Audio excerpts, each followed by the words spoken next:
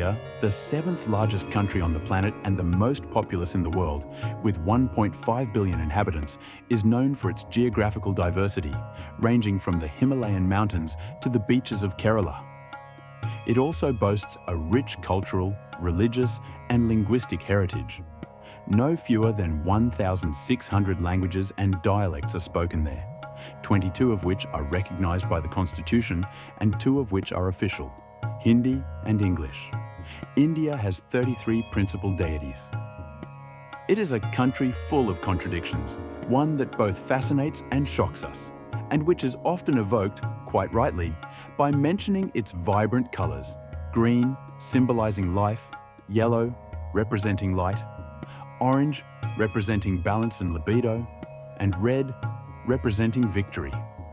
As for blue, it is associated with divine immensity. For all these reasons, and many others, after more than 20 trips to India, we decided to return to Kerala, a state we had already visited in 2000, to take a road trip between sea, canals, and mountains, and attend 2 religious festivals, Theppoyam and Adore Gajamela.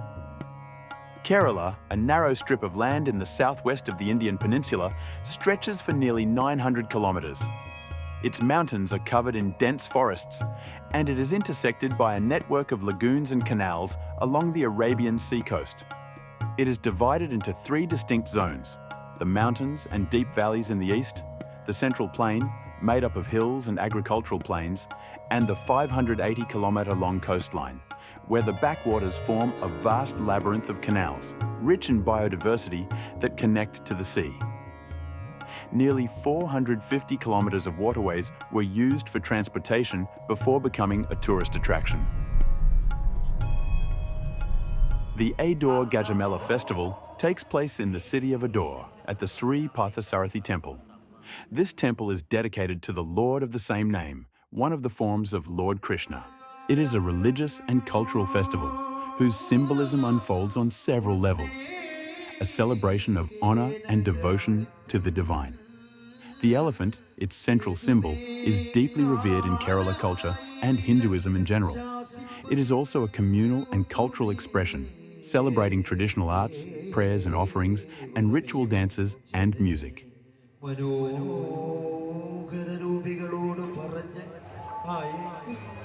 word Gajamela is composed of Gaja, elephant, and Mela, fair or assembly. This animal represents power, dignity, and majesty. It is associated with Ganesha, the elephant-headed god who removes obstacles.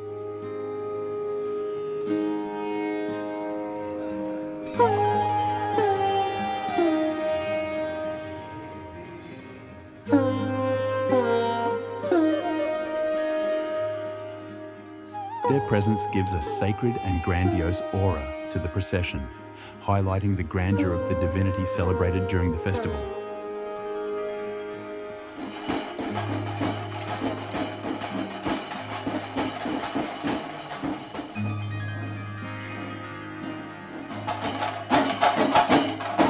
The mridangam is an Indian percussion instrument, often used in Carnatic music. It is made of wood and has 2 faces, each with a skin that allows for tuning its high and low notes. It is considered the instrument of the gods.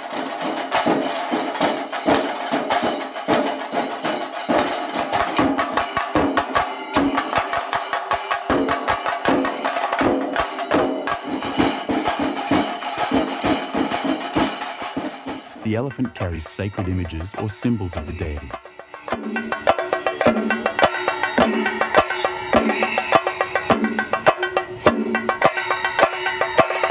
The musicians honor the deities by playing the chenda, a traditional drum used specifically in Keralan music. It is cylindrical in shape and has membranes made of cowhide or calf skin. They also play the kombu, a bent copper horn that produces a deep, resonant sound.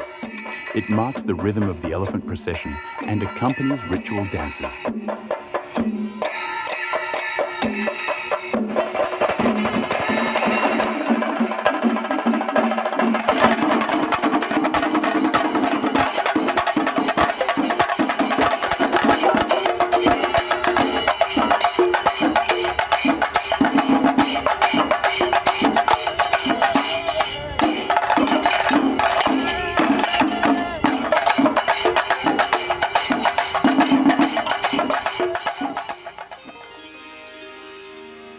Munro Island, our second stop.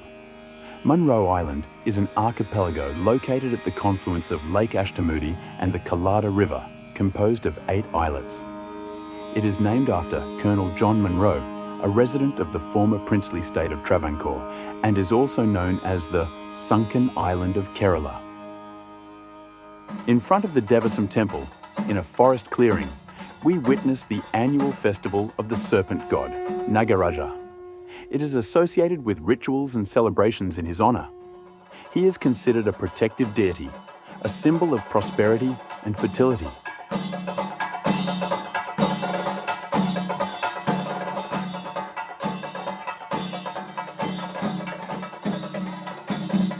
Oil lamps are lit in large numbers, creating a sacred and protective atmosphere. The temple floor is decorated with ritual drawings, kolam, depicting snakes, often drawn at the entrance or around the altar.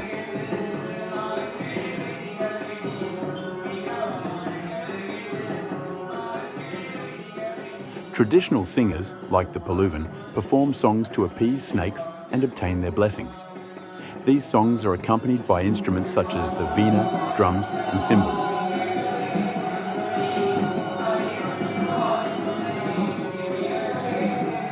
The incantations are long and rhythmic, aimed at invoking the presence of serpent spirits.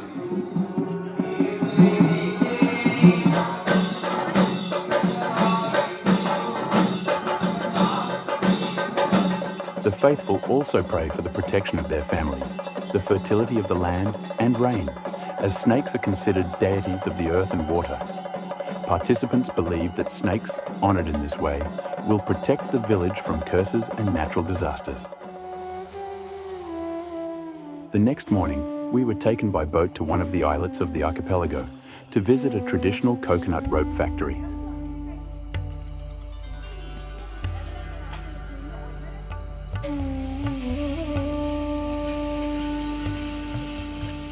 The ropes are made from coconut fibre, extracted from the shell of the nuts, known as golden fibre of Kerala, and also called koa.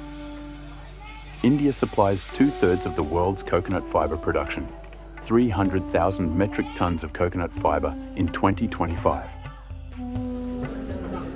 At midday, a gigantic puja is taking place at the Mulachanthara temple, this time inside. A large part of the village is gathered there.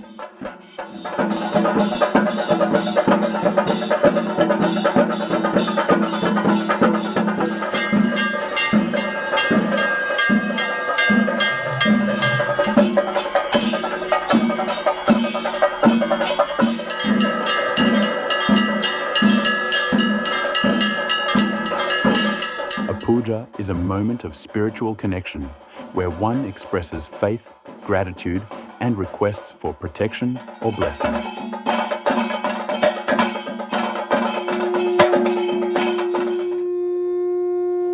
Heaps of flower petals of different colours are thrown into the temple grounds as offerings to the gods.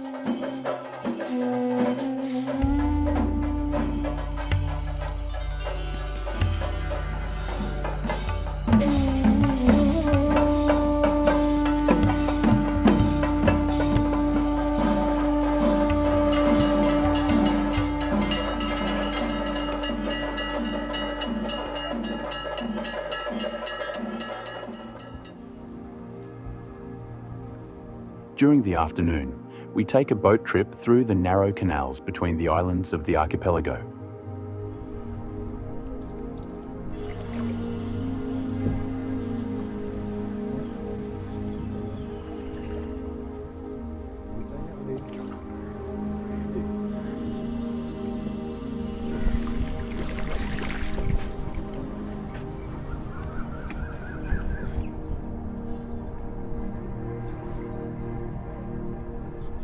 We are navigating through immense clumps of mangrove trees, those shrubs that tolerate both salt and fresh water, and often form veritable amphibious forests, which are called mangroves.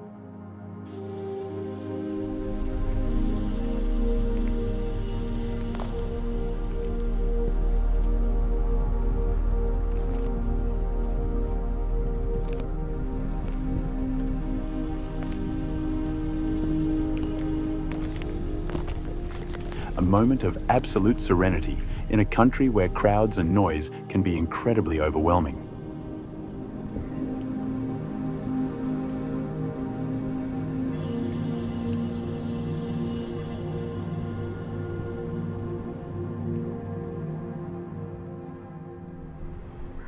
Midday, main embarkation quay on the backwaters of Alleppey. We board a houseboat for a trip on the main canals until the following morning. Cruising the backwaters on a houseboat is an unforgettable experience. During our first trip to this state in 2000, there were only about 50 boats on the backwaters. Originally, they were even used to transport rice. With the explosion of tourism, there are now more than 1,000. And even then, only in the main area of Alappuzha, which is now causing serious environmental problems and forcing the Kerala government to regulate their number.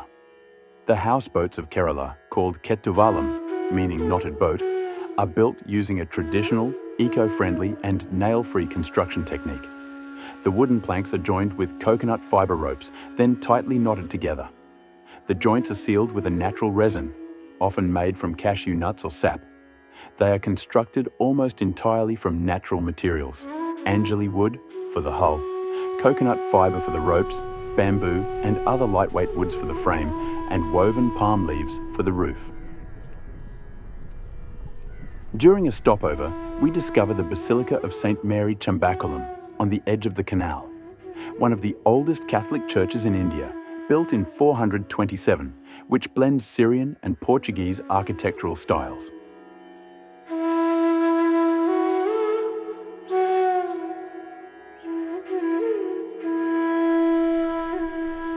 The narrowest canals of Kerala are navigable only by the smallest boats. They wind between lush vegetation and scattered dwellings. These are the main waterways for a large part of Kerala's population.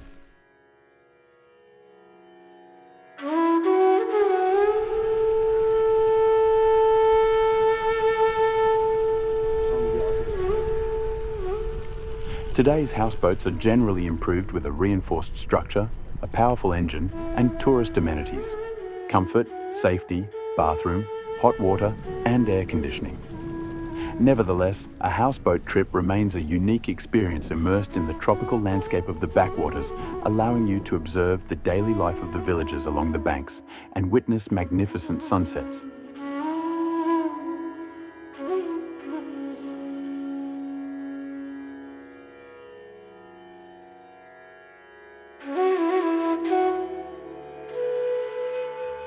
We are staying in a guest house on the beachfront in Alleppey, where the many fishermen prepare or mend their nets each evening for their trip the next day.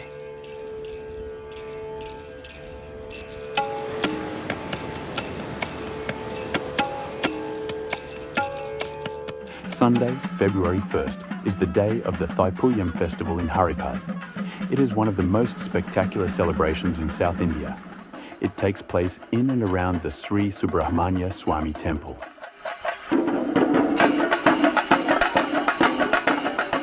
It commemorates an important mythological episode. The goddess Parvati gives a sacred spear, Vel, to her son Subrahmanya to defeat the demon Tarakasura. The symbolism of Thaipuyama is threefold: the victory of good over evil, ritual purification with flower petals, courage, and divine protection.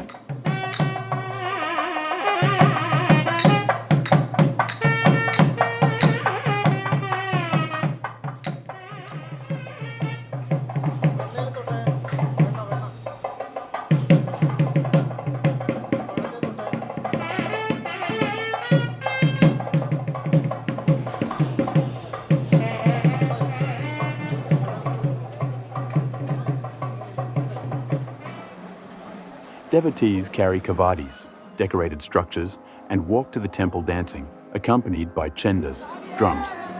The kavadi represents the believer's burden. Carrying it signifies offering one's difficulties to the god.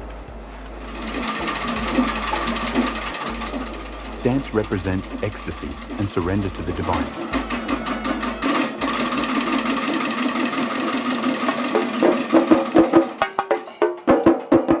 Then the crowd enters the temple to place offerings, flowers, and to pray before the deity Subramanya. Kavadis are ritual objects, worn like a yoke, often highly elaborate. Most often large arches decorated with peacock feathers, flowers and colourful fabrics. They represent a miniature temple, a gateway to the divine, or even a deity itself. Kavadis, sometimes very heavy, are a form of penance. The weight and effort are voluntary. They demonstrate the faith and determination of the worshipper.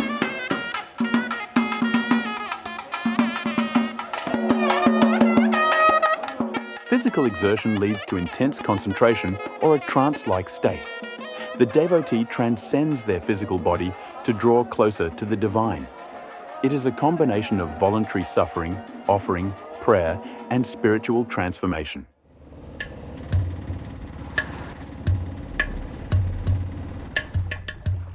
Another day spent by boat, meandering along the canals and observing the everyday life of Kerala's villages. Most of those living on the banks are fishermen.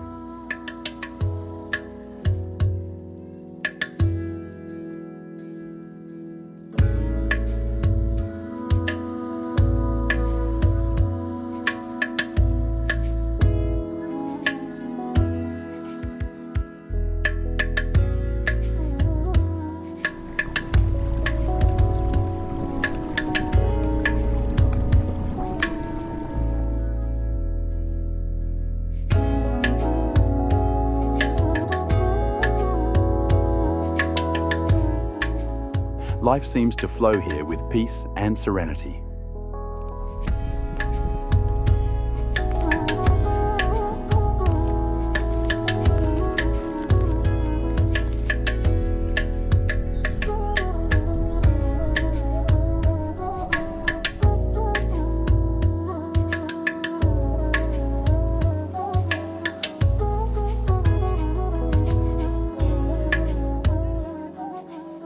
Wandering through the canals, we stumble upon a small temple nestled in the vegetation where a local festival is being prepared.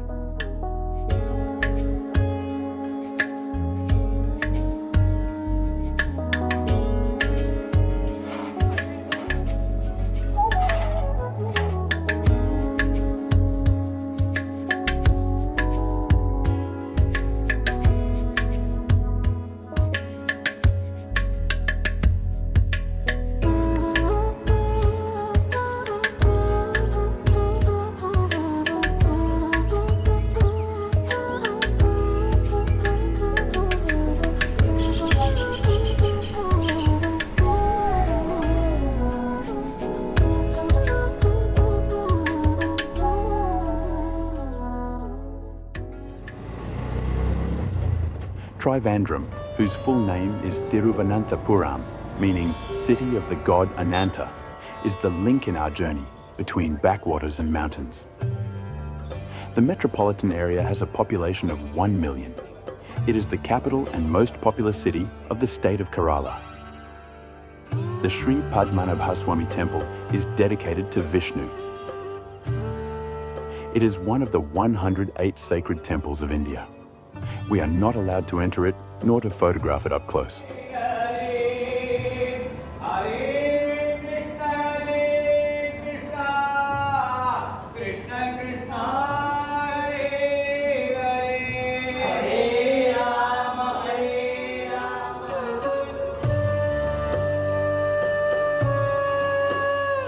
The daily market, like any self-respecting market in this country, offers flowers.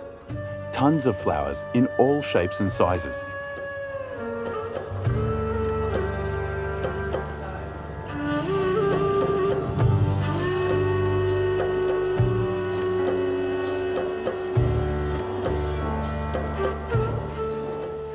There are also colours, the colours of India, fruits and vegetables in abundance.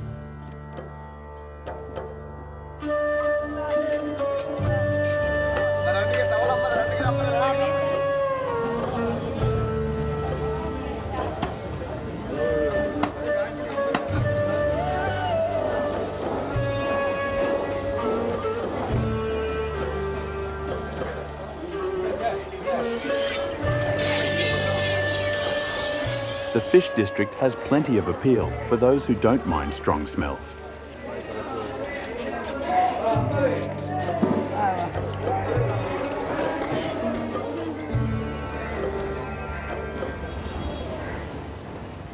Trivandrum also has, more modestly than in Tamil Nadu, colourful temples, including the always spectacular entrance tower called Gopuram, covered with hundreds of sculptures of deities.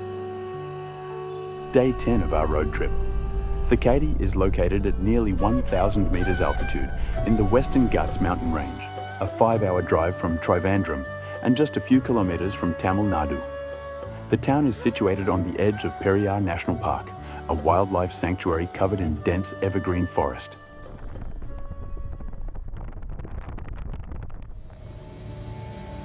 Lake Periyar, an artificial body of water of 26 square kilometres on which you can take a boat trip, very touristy, to enjoy the local wildlife in the meadows bordering its shores.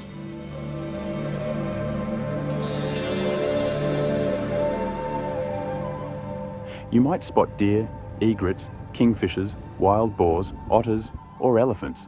We weren't lucky enough to see them, or even, very rarely, tigers.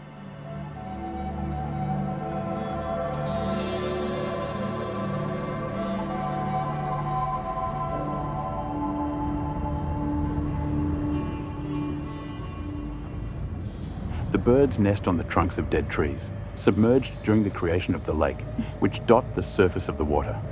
Periyar is home to 260 different species. Periyar National Park is a protected area of 925 square kilometres, known for its rainforests and exceptional biodiversity. The trees there are very tall, up to 40 metres.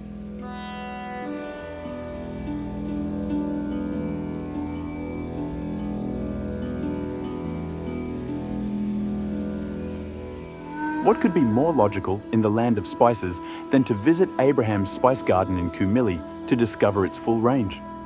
There you'll find cardamom, the emblematic spice of Kerala, black pepper, cinnamon, cloves, nutmeg, as well as ginger, turmeric, curry leaves, coffee, vanilla, chili peppers. Not to mention medicinal plants, Ayurveda. The Kumili region boasts ideal conditions for their cultivation, a humid tropical climate, an altitude of nearly 1,000 metres, and rich soils.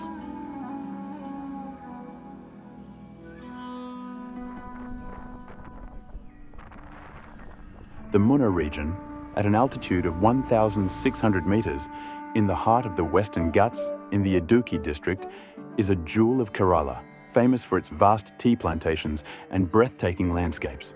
It also boasts the highest peak in South India, Anamudi, which rises to 2,695 metres.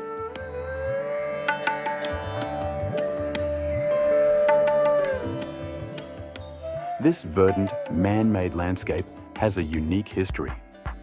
Originally, this region was covered in tropical rainforest. In the 1870s, British settlers began planting tea here, drastically altering the landscape. Unlike British methods, Indian planters perfected the technique by planting tea bushes horizontally on the hillsides, which allowed them to retain rainwater.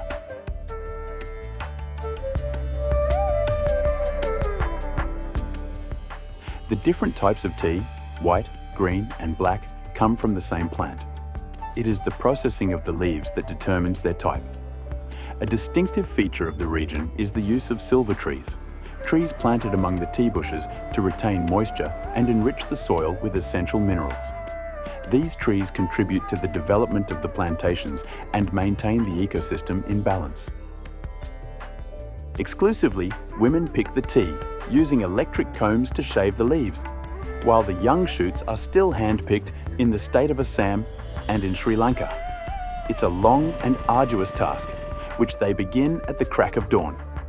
A foreman, a man, organises the distribution of baskets or bags and the selection of picking areas, which is always done in groups. The daily target, between 20 and 30 kilograms of leaves per picker. The harvest is weighed at the end of the day. The yield is recorded, and the wage depends in part on the quantity produced. The movement, repeated throughout the day, must be precise and quick, but without damaging the plant. 2 leaves and a bud.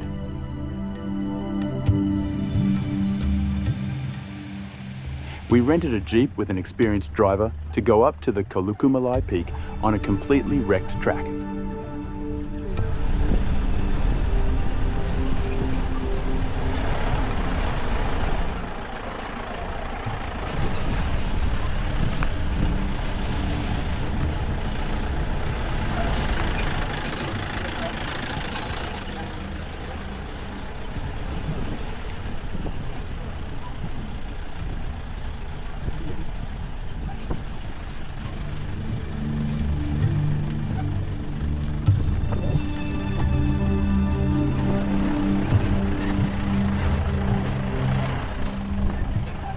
Around us, an immense tea plantation stretches as far as the eye can see, in a range of luminous greens.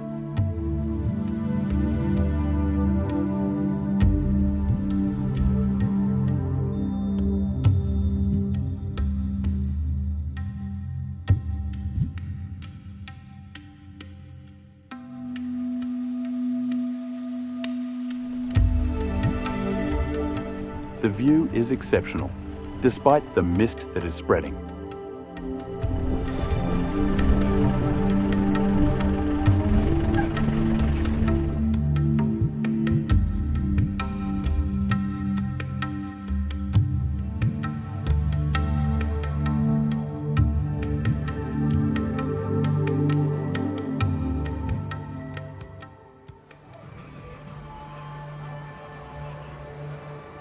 The road between the towns of Munnar and Marayur is a festival of fabulous panoramic views.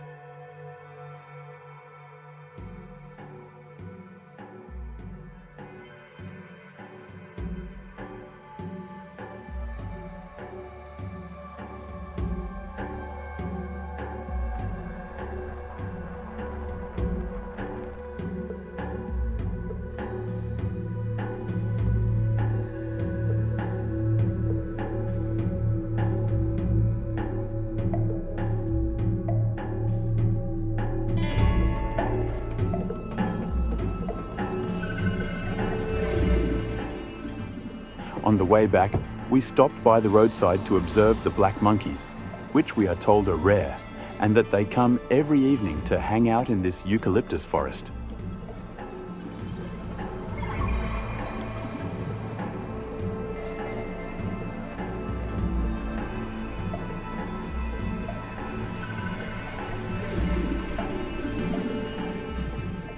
Cochin.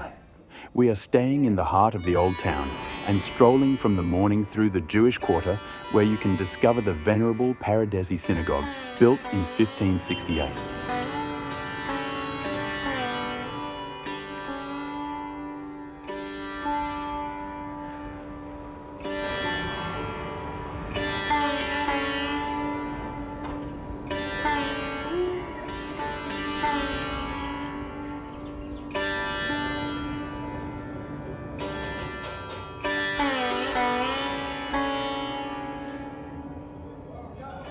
In the recess of an alley, a man is preparing vegetable samosas.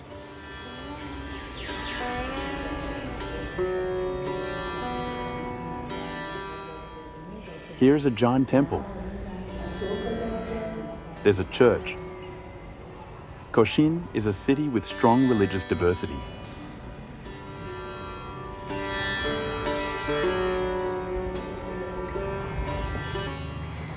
Chinese fishing huts are one of the major tourist attractions in Cochin. These are large fishing nets suspended from a wooden frame, operated with ropes and counterweights, usually stones. Their origin probably dates back to the 14th century. They are believed to have been introduced by Chinese merchants, hence their name, and bear witness to the ancient trade between China and the Kerala coast.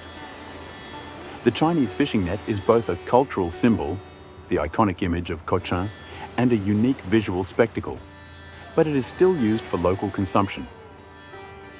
Its use requires between 3 and 6 people.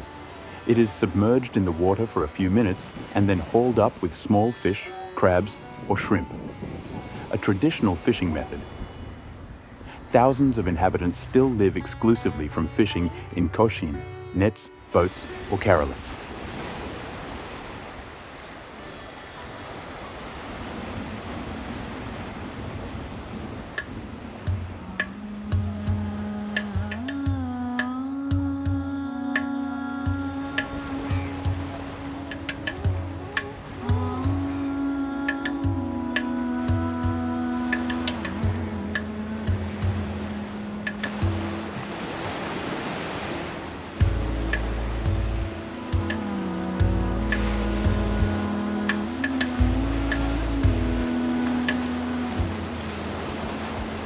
Kerala reveals itself as a land of balance and contrasts, where nature and humankind seem inextricably linked. From tranquil backwaters to the sublime panoramas of Munna's tea plantations, from colourful temples to the shores of Kochi, every landscape tells a story. Every gesture perpetuates a tradition. Here, spirituality permeates daily life. Festivals draw crowds with undiminished fervour, and ancient skills continue to shape life, whether it be fishing, spice cultivation, or tea picking. But Kerala is not frozen in the past. It moves forward, evolves, adapts, without ever severing the profound connection that binds its inhabitants to their land and their beliefs. Thus, more than just a journey, Kerala offers an immersion in a world where everything is connected: humankind, the land, water, and the sacred. A subtle balance, perhaps fragile, but one that leaves those who discover it with a lasting impression of harmony and humanity.